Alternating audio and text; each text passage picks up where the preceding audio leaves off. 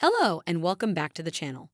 The manhwa we are going to recap today is about a streamer who has been reincarnated as an orphan princess baby.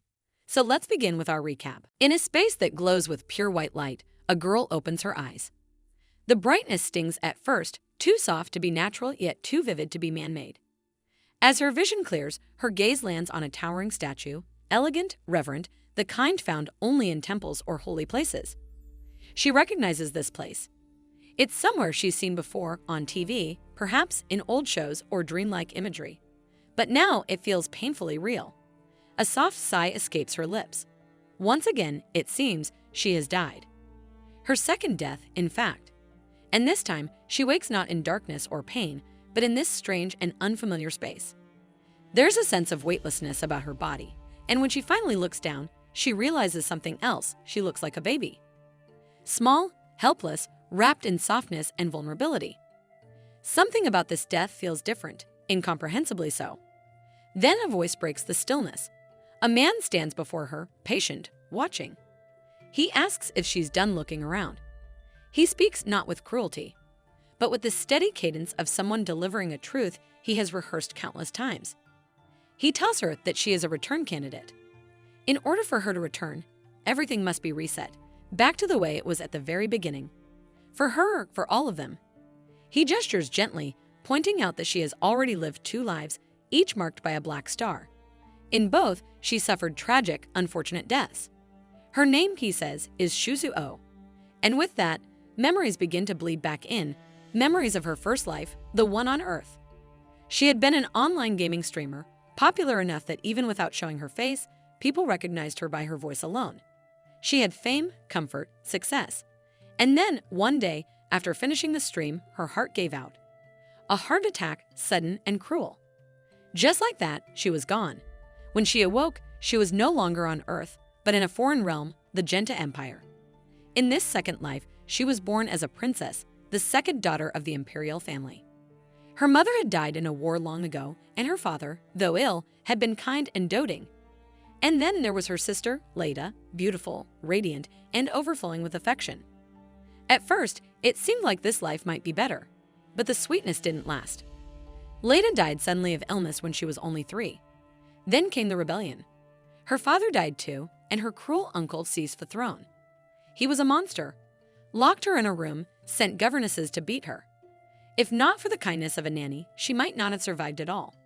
She endured until 16. Then her uncle died of illness, and the traitors who had placed him on the throne turned their gaze to her. She was crowned, a puppet empress, shackled by those who once served her uncle. Eventually, she too was executed. A rebel's end like her father. And now, here she is again. In a space outside of time and death. The man says they are almost there. As she looks around, she sees more babies, all about her age. 4 of them in total, counting her. Then, seated upon a radiant throne, a woman speaks. The tone of her voice is commanding but strangely maternal. She announces that all return candidates have arrived. Shusu stiffens instinctively, her tiny frame tense. The woman continues, explaining that she wishes to give each child a fair chance. She has a special gift prepared, something only the purest among them can receive. They will be ranked by innocence. The one who ranks highest will be sent to the best family. The second, to a decent one. The third, to a poor home. And the fourth will not return at all. The weight of that truth crashes into Shusu like cold water, and tears flood her eyes. She begins to cry, unable to hold it in. The goddess asks gently why she's crying, and through her sobs, Shusu reveals the pain of her second life. She tells her that returning to a terrible family ruined everything. It brought nothing but sorrow and betrayal. She was executed, all because of where she was born. The other babies begin crying too, their tiny voices echoing around the empty white space. None of them want to go through that kind of suffering again. The goddess pauses, her expression thoughtful. Then she suggests something else. What if the other babies stay in her care and only Shusu returns? Shusu is stunned. She hadn't expected this. Is she really the only one? The goddess explains it as a kind of noble act. A sacrifice. A soul choosing hardship so that others may be spared. The word sacrifice sticks in her chest like a stone, but she remembers what the old man said. Both of her lives bore the mark of a black star, a soul marked by fate. These other babies, they seem so new, so innocent. It's likely they died for the first time. She clenches her tiny fists. It's fine, she's already died twice. One more life won't break her. If this is what it means to protect others, even strangers, she will carry that burden. The goddess, moved by her quiet resolve, decides to reward her. As a gift for her selfless act, she offers Shusu a skill. 3 small bags appear before her, and she's told to choose 2. The first bag she chooses gives off a scent like cotton candy, her favorite. Drawn by instinct, she picks it. The second bag is simply beautiful, shimmering, elegant. She chooses it without overthinking. The first bag opens and a crown floats out, landing gently on Shusu's head. The goddess declares that she will be granted a good family. The second bag opens and Shusu begins to float into the air. She laughs in delight, the feeling of rising lifting not just her body, but her spirit. The goddess says she can explore the nature of that gift in time. Even here, in the presence of a deity, the child's laughter is bright, warm, and honest. The goddess smiles. The laughter of a child is indeed a treasure. She then asks if Shusu is truly a soul from another world. It's clear she already knows the answer. And before Shusu returns, the goddess whispers something more, a promise, that she wants to see her again, that this child may one day become her heir. Shusu hears only fragments, her mind already drowsy with the weight of transition. Did she say heir? Would they really meet again? The thoughts swirl in her head like a lullaby as sleep takes her. And then the scene shifts. Shusu is back in her room. But she is no longer floating. She is crying loudly. Her new maid rushes to her side, asking what's wrong. It's not quite sadness she's feeling. It's something more complicated. Something closer to betrayal. Because the moment she opened her eyes, she saw it clearly. The same imperial family. The same cursed bloodline that ruined her second life. The goddess said she would be sent to a good family, and this is what she gets. She screams that this was a scam. A divine scam. Somewhere, the goddess watches, pleased by Shusu's choice, the scream confirming her success. User Shusu meets all return conditions. But Shusu cries harder because deep down, she knows what this means. She didn't want to live the same way again. It's true, she is back at the castle. The very same cold, golden prison where she once lived as a puppet empress in her second life. The halls, while ornate and shimmering with imperial elegance, still reek of betrayal and false smiles. Every marble pillar, every velvet curtain, every face she remembers is crawling with treacherous bastards, faces that once bowed to her while whispering knives behind her back. And now she is here again, reborn, reliving it all. But this time, something is different. Shusu cries, tears streaking down her soft cheeks, not because she is weak, but because the bitterness of recognition weighs down on her heart like a mountain.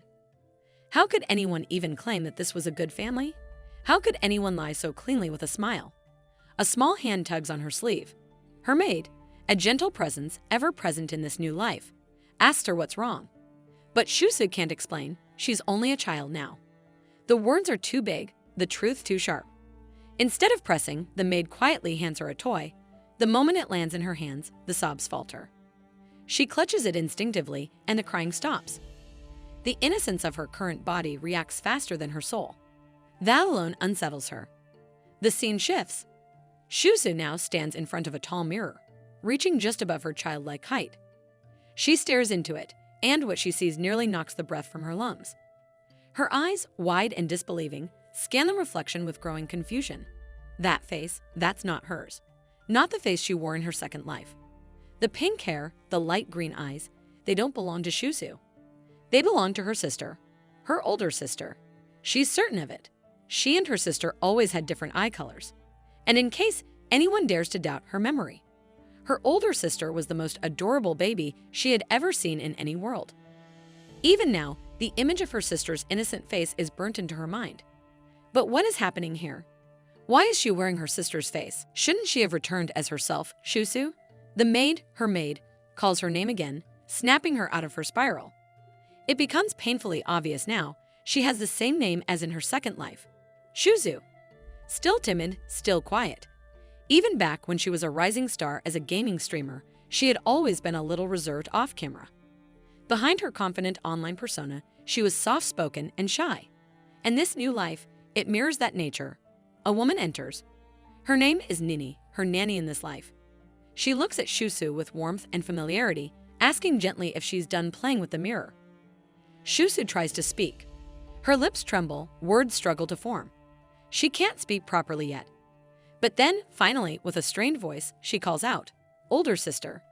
Nini tilts her head, confused. Is the little princess asking about her older sister? Shusu nods slowly, hoping for some kind of confirmation. But Nini, ever soft, ever maternal, smiles with pity and sadness. She tells Shusu that she doesn't have an older sister. That instead, she had a younger sister, Leisha, a sweet little girl who died 2 years ago from Suriga illness. Shusu freezes. That same disease. In her past life, her older sister died of Sarita too. Then, could it be? She begins to connect the pieces. The goddess had said she was a soul from another world. Now it makes sense. The body that received her soul lived on, and the body that lost it died. In this world, her younger sister Leisha died, and Shusu now inhabits the body of the older sister, the one who, in her past life, had passed away. Overwhelmed, Shusu starts to cry again. The weight of this realization is too much for a child's heart, even one with 2 lifetimes inside it. Nini, alarmed, picks her up immediately, cooing softly, trying to soothe her with gentle shushing and promises. She gives her a stick of cotton candy, sweet and airy. Shusu, skeptical, takes a bite.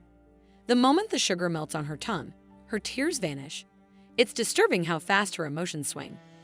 Just a second ago, she had been drowning in sorrow, and now she's smiling. That alone is proof that she's really inside a child's body. A child with adult memories, an odd vessel of contrast. Nini smiles at her, calling her precious, her darling girl. Shusu's little heart flutters. Nini always had been kind to her. But in this life, things feel different. Kinder. Warmer. Shusu wonders, maybe in this life, even if she acts strange, people won't hate her. Maybe she can be bold this time. Maybe she can be brave. She tests it. Shusu gives Nini a cheeky wink, a killer move she would have never dared in her second life. But her sister? Her sister used to do it all the time. Nini blushes instantly, flustered by how adorable the princess looks. She calls for the other maids to come quickly. Betty, Rona, and Paper rush into the room, worried. What's wrong? But before Nini can answer, Shusu turns to Rona and delivers another wink, this time aimed. Rona gasps, then covers her face as though struck by an angel's beauty. Shusu watches them, noting how much they seem to enjoy her antics. A thought crosses her mind. Should she level it up? Maybe a double wink. In her past life, she was always the timid one, the background girl. But her sister was a radiant star. She remembers envying that smile, that charm, that confidence, and now she has the chance to be her, or at least someone like her. This is her time. She's going to become the loveliest, sweetest, most adorable little princess anyone has ever seen. The kind of girl who makes people turn heads. The kind that gets pampered, not manipulated. She'll do it right this time. Suddenly, light flashes in the corner of the room. A soft glow, gentle but strange. Shusu turns her head. It's the system. Floating midair, unseen by the others, a screen flickers into existence. She gasps. It's the same color glow that had come from the second bag given by the goddess. The system screen opens, a familiar interface. Her chat window. The same one she used as a streamer in her second life. The message pops up. Shusu is the cutest princess in the whole world. A tiny blush creeps on her face. Then, plus 30 like points, she stares. There are 3 people in the chat window, and 3 people in the room. Exactly like before, it's surreal. She's in a different world, in a new life, yet her old streaming system seems to have followed her here. The only difference, no money. She sighs. Adoration is great, but a girl's gotta eat. She turns to Nini with a plan. Candy, she demands softly. But Nini shakes her head, motherly resolve firm. No candy before dinner. Shusu pouts. No use. Until she grabs Nini's hand, looks up with giant watery eyes, and softly says, please. Nini caves immediately. Just one candy, she warns. As Shusu bites into the treat, the system lights up again. As an innocent child, Shusu blinks. A third life. So this is what the goddess meant. She isn't just reborn, she's been molded. Her character, her soul, is being shaped by the persona of the innocent child she now embodies. That's why her emotions are so wild, why her actions come so naturally. She understands it now. And just as she's pondering the depth of this transformation, a maid comes running into the room, breathless and flushed. "There's news," she gasps. "A guest has arrived. Outside, a grand carriage waits, its door opening slowly, and a man steps out." Nini is confused. Truly, she is, because no guests were expected today. And yet, without any fanfare or prior notice, a man with striking red hair strides into Shusu's room, flanked by armored knights who carry the scent of blood and wind from the north. Shusu's breath catches as she wonders who these men are and what purpose they could possibly have here. She hides behind Nini out of instinct, her gaze quickly darting to the man at the front. The red-haired man is none other than Burke Willow, the warlord of the Empire's northern domain, ruler of the lands ruled by winter and beasts alike. He's a towering figure with a strong physique, the kind that has been honed on battlefields rather than courtly duels. His sharp eyes and well-defined face exude a pressure that makes the room feel colder despite his fiery hair.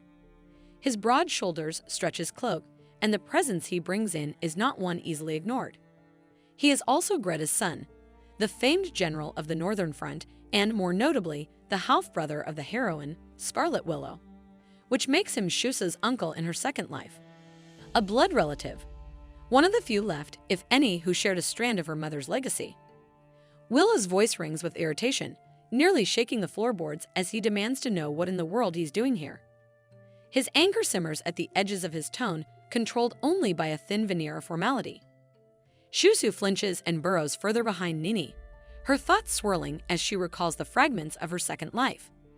In that past life, Burke Willow had died attempting to subjugate Kitnata, the venomous dragon that once terrorized the northern territories.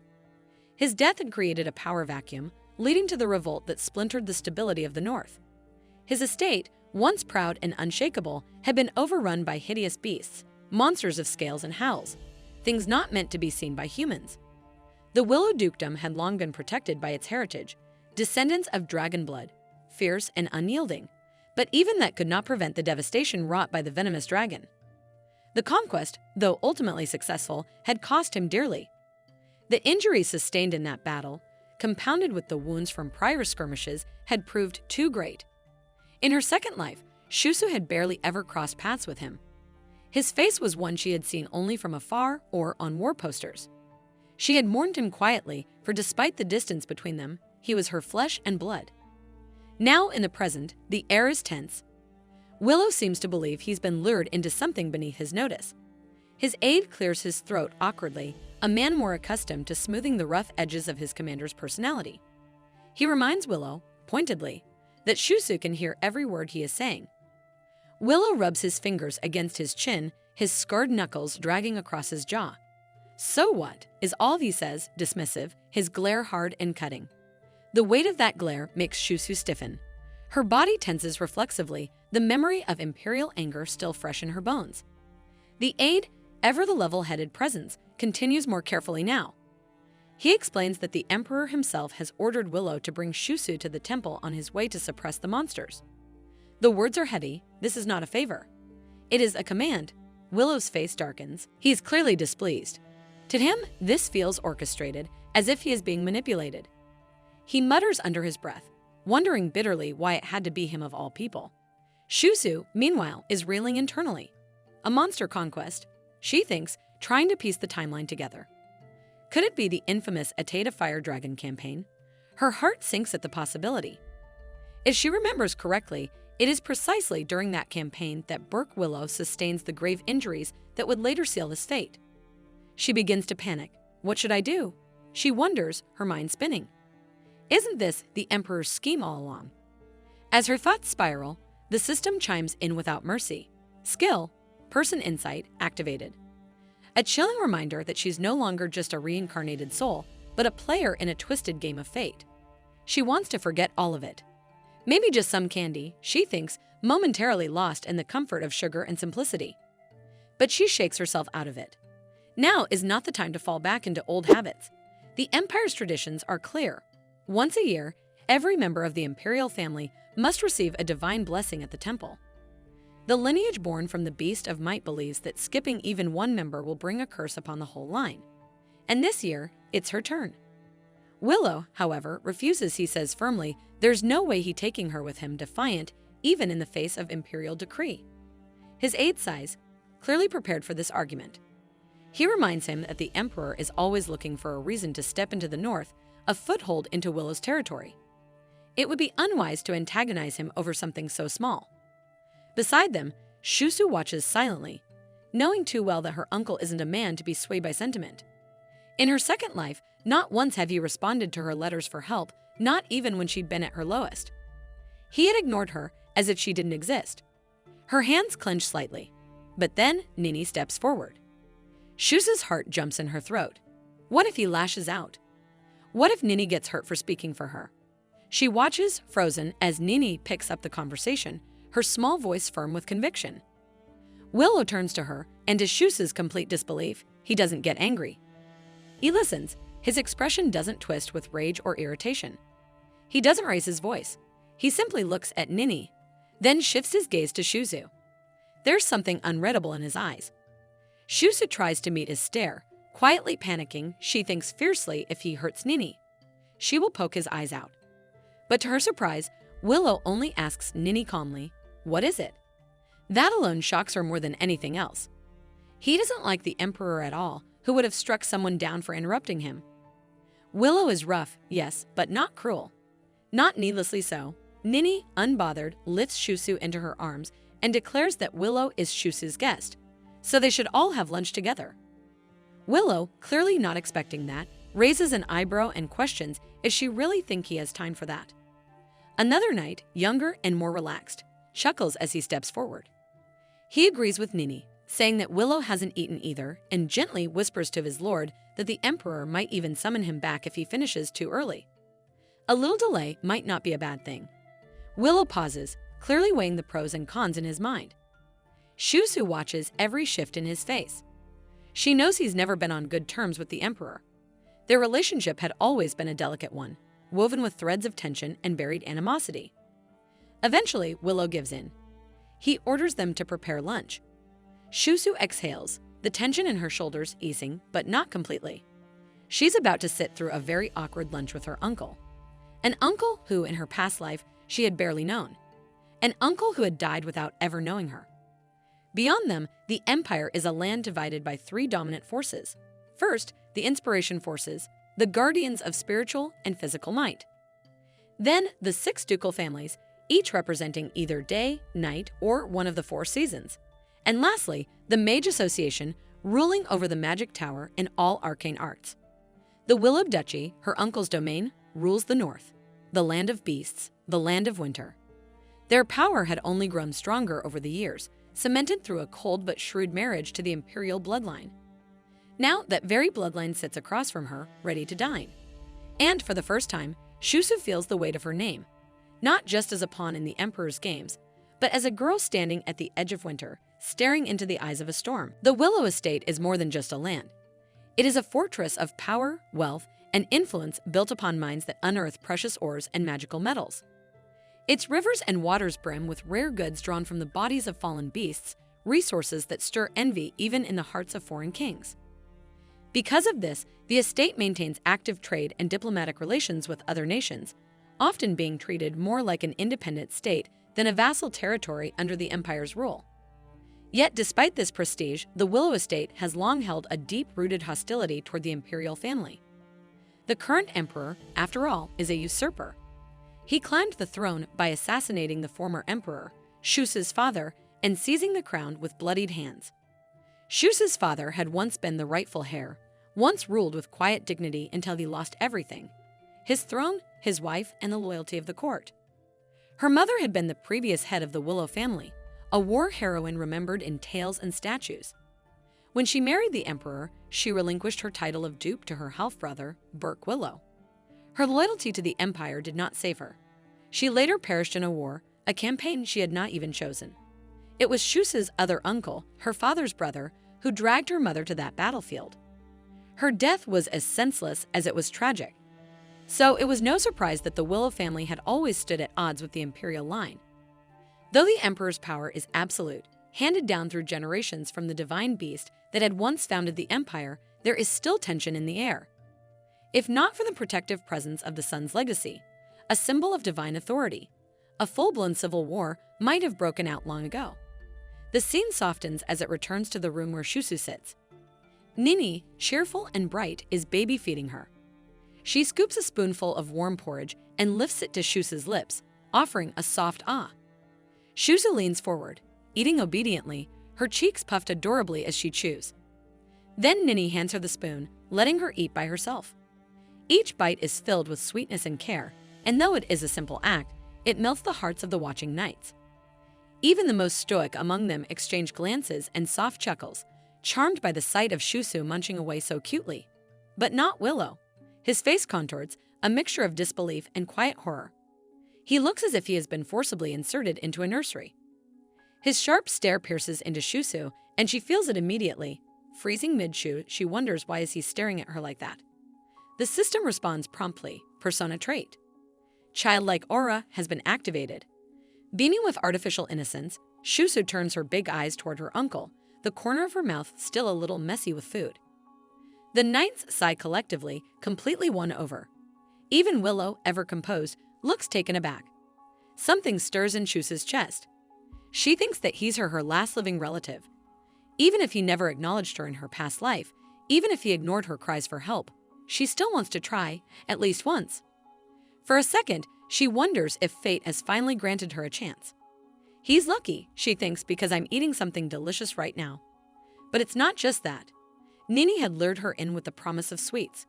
Her uncle, however, coldly states that Shusu doesn't look like someone who has inherited the imperial bloodline. For generations, the emperor's children had inherited golden hair, a divine trait tied to their celestial lineage. Neither Leisha nor Shusu had this hair. But while her sister was praised for her beauty and charm despite it, Shusu had always been the one left in the shadows. There were nights, quiet and long, where Shusu would pray, just once, that someone would love her more than they loved her sister. But now, perhaps that wish has already been granted. Nini loves her enough for 10 people.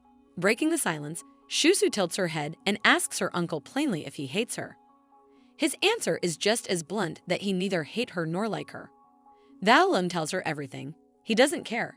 But even that is more mercy than most of her uncles had shown her. They had been cruel, heartless. Willow's apathy almost feels like kindness by comparison.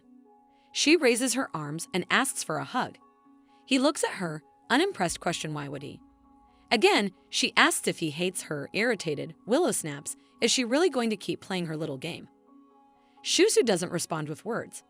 Instead, she unleashes the full power of her puppy eyes, glassy, large, shimmering with hope and fake innocence. One of the knights, as if bewitched, breaks into a soft laugh. Willow sighs sharply, gesturing for the knight to pick her up instead. He mutters that she's just like his sister, blunt, headstrong. As she is lifted, a new notification dings. Channel update. Grant has entered your channel. The system confirms it. Grant, the knight currently holding her, is watching her now. His thoughts flicker through the interface. She's really tiny and adorable. Good girl. 25 affinity points added. So his name is Grant, she realizes. Now her channel contains only one person when there are 2 people, Willow and now Grant. She thinks that maybe his uncle is the only one who don't care about her. Her emotions overwhelm her. Tears rise unbidden to her eyes. Grant panics and quickly hands her over to Willow. She clutches his collar tightly, pressing her small face into his chest. She says that she wants her uncle through quiet sobs. Have to stay with him, she thinks. If he doesn't take me to the temple, she will be left with the Emperor's knights. A terrifying thought. She remembers all too well how they treated her in her second life. And this time, she must avoid them at all cost. He is the lesser evil. Willow, however, seems unconvinced. He frowns. Grant quietly agrees that she doesn't seem to have any Willow traits. Grant shares the same thought. Willow folds his arms and puts that then there's no reason to take her with him. The words stab through her. Her body tenses. No, she can't let this happen. If she lets him go without her, the conquest of Ataida will claim him again. He'll die, just as he did before. And this empire, rotten as it is, could still use someone like him, a man who fights, even when the odds are bitter. So she lifts her head and makes a decision. She puts that she want to go out. Sniffling slightly, she adds that Nini said there are really good candies out there. Willow blinks, wonders what if she even sang. She lifts her chin and looks him straight in the eye and declares that she wants to see Ateda. The room stills. Willow's expression shifts. He questions if she just said, Ateda. He stiffens. Only his most trusted soldiers knew about the campaign to slay the Ateda fire dragon. Not even the Emperor was aware of the exact location or timing. For her to speak that name now, it shakes something deep within him. He narrows his eyes, his voice low. Could she? He thinks. Could she have inherited the family's hidden bloodline? He lifts her into his arms, staring at her intently. He is curious if she is a prophet. For the first time in 2 lifetimes, her uncle is finally looking at her. The system tells her that Willow has entered her channel, but now she wonders if she could be called a prophet. In her previous life, she only heard a bit about it, that a high priest coming from the imperial family would make more sense than a prophet. Willow murmurs to him that it's not possible to attain the fire Fargo. Grant asks him if he just said something. Willow turns the question on Grant, asking him what he knows about the conquest of Ateda. Grant replies that no one knows about it except their peoples. Willow pulls Shusu close and stares at her. He is really scaring her now. She starts crying again. He says she is lighter than a pony. Grant shouts that it's obvious. After all, she is a baby. Willow points out that her youngest son was really heavy, but Grant explains that's because his youngest son was 8 years old when he picked him up for the first time. In the midst of the tension, Shusu's candy drops from her hand to the floor. She cries for her candy. Willow picks it up and gives it to her, assuring her he won't play tricks with her candy. She thinks to herself that he just gave her the candy, and she changes her mind about him. He has passed. Willow asks Shusu where she heard the name Ateda. As Shusu recalls the conquest of Ateda, she remembers that the fire dragon was carried out in secret because of the intertwined relationships between different countries. Only later, in middle school, does she get to know that the conquest was successful and that the emperor had used a cruel scheme to sabotage it. Shusu tells him that her other uncle said they had to catch the dragon Ateda. Willow asks her who he was talking with. She replies she is not sure, as it was dark. Now that she is completing her work, she is sure that Willow must already understand what she is trying to say. He must not get hurt this time, because the emperor will surely attack. His mission: Willow will get injured and may even die in the aftermath. Willow asks Hetton how often Shusu sees the emperor. She tells him that, according to Ruvith, Shusu gets to see the emperor once a month. She then asks if Willow thinks the emperor might know about this operation. Willow is sure that the operation was leaked. Hetton says that the information was top secret, so if it got leaked, it means they have a traitor among them. Willow says it's obvious, because why else would the name Ateda be spoken by a 3-year-old child in the imperial palace? After all, people blabber in front of children. Willow is actually eager to find out who the traitor is among them, as whoever it might be, they'll have to pay the price with their life. Hetton says that she will reach out to the base immediately. Willow thinks to himself, how can a 3-year-old girl remember a conversation with the emperor down to the last letter? He turns and tells Grant that he will be taking Shusu to the temple with him, so he should get everything ready. He then turns to Nini to get Shusu's luggage ready. Nini, confused, asks about Shusu, and he says that he will be taking her with him. Shusu protests, saying it is nonsense for her to be separated from Nini. Willow pulls out a bunch of candies. Shusu is confident, as if he really thought he could lure her out with a few candies. And yet, he's right. He indeed can. Outside the room, Willow announces that he will be protecting Shusu on the journey to the temple, and all the knights are ready. The system shows that Willow has entered her channel. He thinks to himself that Shusu is light as a feather, and he is all set to fill her up like a pig. Shusu finds him a strange man. A few days later, after their chaotic preparations, their unplanned journey finally begins. Shusu actually doesn't come to see her uncle Willow for 5 days during the journey, but she is not lonely or bored. In fact, all the knights and people around her give her sweets and treats. Though her uncle remains indifferent, his whole entourage seems to love her. Now that Shusu looks at the channel window, she can't help but think that they look really different from the notification window she used to have when she was a gaming streamer.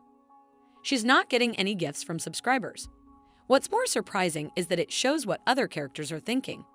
She doesn't know what this is, but it seems like everyone loves her here. Suddenly, a person in robes comes rushing up, looking worried. The scene shifts to a man on his knees in front of the emperor. The emperor asks coldly, so they've already left the palace, and he's being told this just now. He puts his foot on the man's head, calling him useless, and orders him to go and capture the princess, Shusu. The lady now stands in front of Shusu, making her wonder, who is this girl? This girl uses magic and brings out a piece of cake. She eagerly declares that she has brought a cake for Shusu, a special strawberry cake, a specialty of the city of Denba, which is right nearby. The knights murmur among themselves that Denba is a day-long journey, and it takes a really long time to travel there. They call it cheating, saying she's using magic. Unbothered, the girl gives them a sharp shut-up call, saying that this kind of magic is run-of-the-mill. Her name is Evna. She says to Shusu that she wants to hug her. While the knights are still cursing their fate, wishing they had been born with magical skills too, Shusu is eating her cake while Evna remains close to her, happily. The system informs Shusu that she has acquired 45 points. Shusu has heard from Mia that Evna is so obsessed with tidiness that she is a total clean freak. The window seems to reveal what thoughts are going through people's minds once they look at her. Shusu is actually a little pissed. Why do they call her a streamer then, when she can't even have a conversation here? She wonders, maybe she can have conversations with people later. Evna asks Shusu if she likes the cake. All adorable, Shusu replies that she does and that she even likes Evna. Evna dramatically says that here among these icy, unshowered savages, Shusu is a ray of sunshine for her. While eating, Shusu drops her fork, but before it can touch the ground, Willow catches it. Like a baby, Shusu gets all teary for her strawberry. Willow tells her he will give it back to her. Then he snatches her away and says that it looks like she has tricked all his attendants into liking her in less than 5 days. Shusu cutely replies, "No trick." He looks at her for a while, then takes her away, but all of his attendants start to follow him. He looks back, they start to act indifferent. He turns and moves again, but again the attendants begin to move. This time, he turns and asks what they are doing. They tell him they are taking a rest, and this is their type of rest. Willow is utterly taken aback because his attendants are normally not this affectionate. Willow puts Shusu in the carriage and gives her a piece of cake, asking her not to eat in such dusty places. She eats it all, then asks for a hug from Willow. His attendants whisper that they can't believe Willow is this indifferent to Shusu's request and that he has a heart of stone. Willow glares at them, making them run. Shusu agrees that these attendants are right, but still, this life is much better for her. Willow even puts her in a new carriage, which she didn't expect. He even has Nini's meal ready, and he also had some mages enchant the carriage so she wouldn't get any motion sickness. He even made the seats cushiony. In her second life, when Shusu traveled with the Imperial Knights, they didn't even care to feed her. Shusu is sure that Willow is definitely nicer than the Emperor, and she wants to stay like this forever. She notices that Willow is not in her chat window anymore, and he is the only one who goes in and out of her chat window. She wonders if he doesn't care about her anymore. Willow gives her a glance and offers her a candy. He says that now that he has given her a candy, she will have to prove her worth. She thinks she's already told him about Atata. How greedy is he? But since the candy is sweet, she decides to listen to him just this once. He asks her, whenever she visits the Emperor, has she seen this book? Grant comes in and uses his magic picture showing and points. That is the book Willow is referring to. He brings out the image of a book. Shusu knows that this book is about the registry of personage. It's a biographical book written by the imperial family that lists people with different types of talents. It explains in detail about each person having different abilities. This was made possible by the ability of the imperial family passed down from generation to generation along with the protection of the sun. It was thanks to their eye for talent.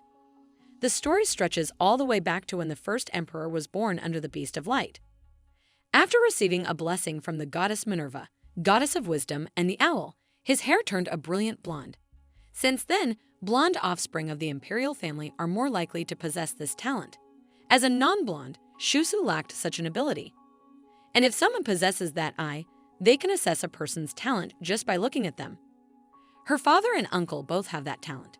The emperor must fill out this registry of personage. It is a mandate by God. Her uncle, the emperor, possessed this talent only to a very limited extent. She remembers everything. Willow asks her again if she has seen it. She replies that she has seen it, which makes him really shocked. Not only that, she also remembers everything that was written in that book. In the end, countless talented individuals who were listed in this book died at the hands of traitors. She thinks that she knows half of it now. What should she do? And if she wins over Willow with this, will he take her with him to his estate?